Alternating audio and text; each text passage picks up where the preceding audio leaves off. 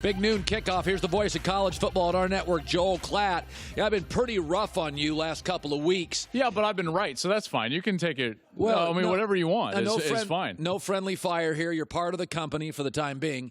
And my point is I should probably be nicer to you. Oh, is that it? So, you know what? Let's go to your top 10. Let's do it. You have the guts. The best team you've seen so far is? Ohio State. Okay, I'd go LSU, but the Buckeyes have a pass rusher, by the way. It looks better than Bosa's, maybe? I know. Yeah, they do, actually. Chase Young is his name. If you haven't seen Chase Young, he's phenomenal. I know the Bosas are phenomenal players, but, for, I guess, the third time in, 4 or 5 years, Ohio State's going to have the number one defensive player drafted in the NFL draft. His name is Chase Young. He's a dominant player. I didn't have the guts to actually separate Ohio State, Alabama, and Clemson. Yeah, they're all good. That's my fault. I should have. Ohio State, I think, is the best team in the country. They've proven it on the field. They have been dominant, Colin. And the one area that I think people had questions about was their suspect defense from a year ago. Their defense this year has been unbelievable. And Justin Fields, their quarterback, the transfer from Georgia, he has transformed their offense so that J.K. Dobbins, their running back, is now more of a threat. He's averaging 7 yards per carry, which was more in line with what he did as a freshman. Ohio State has been absolutely dominant. They've been the best team I've seen so far. By the way, I like the fact you didn't dip into – you've been very, very tough on Notre Dame, but you were good this week. I have to constantly – you do. I'm sure. By the way, I came out of the game with Notre Dame – more impressed. I did too. I think it's and it's first of all, I'll start by saying this. The environment at Georgia was incredible. It was great. I mean, that light show rivaled like a U2 concert. It was amazing. It was insane, right? And yet, here's this road team who was still had a chance to win inside the 50-yard line, down only 6 after 12 penalties and 2 turnovers. In the southern humidity at night in the biggest crowd in Georgia history. I kind of came out of that game and I thought, Notre Dame's for real. Yeah, and they're one area where, and I said it to you last week, their rush defense is something I was concerned about, and it was good. It was really good. In fact, Georgia only ran the ball for a little over 150 yards, and that's the lowest that they've run for at home in quite some time. So I'm with you. I actually came out of this very impressed with Notre Dame. The hard part, without a championship game for them, I'm not seeing the avenue for a playoff for Notre Dame. I don't think it exists this year. Well, you would need Oklahoma to lose because Washington's out. So the Pac-10's not going to have somebody. Well, you're going to need champions in the SEC and Big 12 to have 2 losses. Listen, then you can have an argument. Listen, the SEC teams, Auburn and Georgia and LSU, they're all going to lose late. Now, the question is, will the voters, when LSU and Auburn lose? Auburn shocked me. Auburn's going to lose twice because they're going to lose to Alabama and to LSU. They're not good enough offensively to beat the Georgias and the LSUs and the Alabamas. Correct. So I think you're going to have – now, Alabama will survive. Clemson – if I had to guess today, I would go Ohio State. Well, no, I gotta be careful. Wisconsin looks good. Yep. I think Ohio State would be the northern team. Let's get to Harbaugh, who we have defended to the end. Yeah, we have. And I don't want to hear about, his coordinator. The bottom line is, I heard a story this week that he hired the coordinator and never met him face to face. The offense is a mess. That is true. It's a mess. This is on Jim.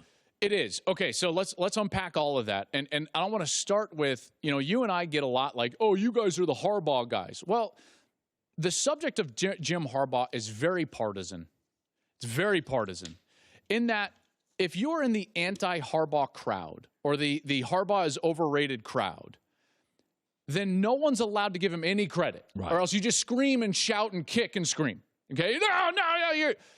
When you say he's a very good football coach and he's proven that over a long period of time, that is true. However, in the last 5 games, something has happened. And he went chasing something that has failed.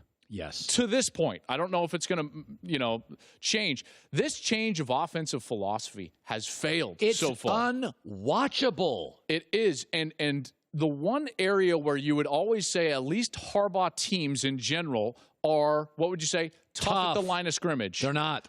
They got pushed around the defensive line. The offensive line was awful. I mean, they were running into each other. They couldn't pick up very easy and basic stunts from Wisconsin's defense. Wisconsin's defense is very good. I don't want to take anything away from Wisconsin. It's not 28-0 But Michigan was atrocious and have been ever since that game at Ohio State. And I just wondered, I wonder to myself, and the anti-Harbaugh crowd is going to hate this, but I wonder aloud with you all, if the spot had been correct in 2016 against Ohio State, and if they get the punt off against Michigan State, do you think he goes through this kind of mid-coaching crisis this last year and changes his offensive philosophy? No, I will say, in those Big Ten jobs, Michigan has to beat Ohio State. Ohio State has to beat Michigan, and if you don't, it shifts.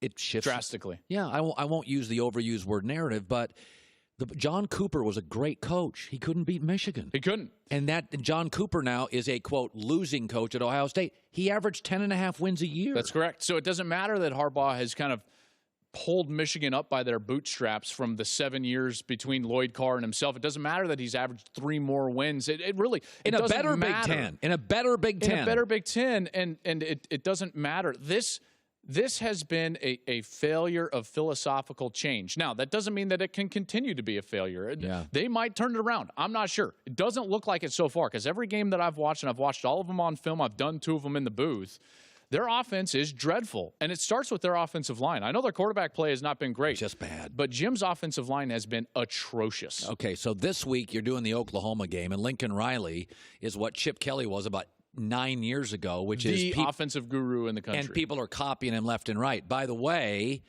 Baker's not as good since he left him. Not making definitive opinions. Kyler Murray's not as slick. I don't know. We've seen this before.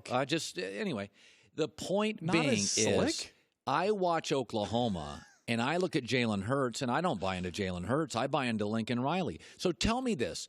What is he doing? Now, I knew when Chip Kelly was doing it, Chip was just speeding the game up every 13 seconds. Sure. With Lincoln Riley, without boring the you-know-what, schematically, you're a quarterback. Yeah. What is going on? What is he doing? Everybody's like, I can't stop that. Okay. There's 2 things happening. Okay. One is he is very good at getting NFL style of matchups. Okay, so he changes his personnel group and his formation and creates movement and motions in order to gain an advantage personnel-wise. He does that as well as anybody. Okay, to get a fast running back and a slow linebacker. That's right. Or his fastest wide receiver on a safety, or a tight end on a small corner, so on and so forth. That's what the great offensive guys do. He creates matchups that are very advantageous for Oklahoma. And then I think the most underrated part of this is that there are a lot of guys that can be great offensive coaches on Monday night, Tuesday night, Wednesday night, Thursday night, forming these game plans. He's a special play caller. When his timing and his ability to build on the offense, see, I think great play callers, what they do is they take their offense and they build a narrative for the defense to look at. And while the defense doesn't even understand it, they're subconsciously communicating things to the defense with those looks, those formations, the movement. And then what happens is they have plays and plays and plays off of the same looks and action. And so if you're a linebacker now, you're sitting there and you've seen the guard and tackle pull 4 different times out of 4 different formations, but every time that they pull, man, they run that counter scheme, and here comes that counter, and it's a dangerous run scheme, and you got to go up and stop it. Well, all of a sudden, that guard and tackle pull now it's the 5th time you've seen it, and you run right up into the line of scrimmage.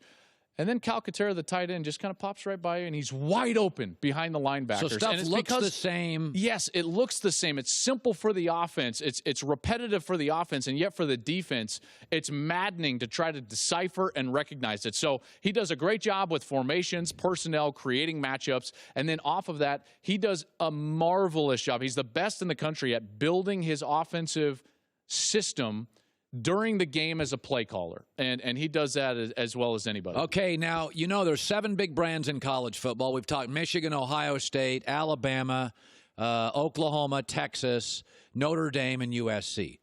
It's nothing against the rest of them. Those are the 7 big brands. Those move the TV. Now, Georgia's great, but they don't move a TV number like in Alabama. USC loses in Seattle this weekend. They're looking for a new football coach. Probably, even with last week's win, and that was all well and good. Have the third-string guy Fink come in and beat Utah and so on and so forth. It's Utah. You should beat Utah in the Coliseum. Bottom line, do you think they can beat Washington? No, I don't. I think Washington is really good. Jacob Eason, the quarterback at Washington, is very underrated. 24-28 at BYU in a win last week. I think Washington is underrated in large part because everyone wrote them off after they lost to Cal. Cal's a pretty good football team. They're undefeated. Justin Wilcox has one of the best secondaries in the country. And so I think USC goes up there, and I think they get beat pretty handily by Washington. Whoa. Yeah. Now I don't know what the number is. I think it's 14. Oh, that can't be the number. I think it's 9. I believe it is. It's 9. If it's... I believe it's 14. Go, hey, Goulet, look that up. You're a degenerate. Anyway, I think it's got to be closer to 9. What? So you think USC gets waxed? I do. It's 10.5. Holy moly! See, all the experts are like me. They know it should be higher. Okay, according to Fox Bet, it's 10.5. Well, USC is looking for a new coach Saturday night. All right, Joel Klatt. Hi, everybody. Thanks for watching. Subscribe here to get the latest from the show. Also, be sure to check out more of the best clips from The Herd or go watch a few segments from other shows on FS1.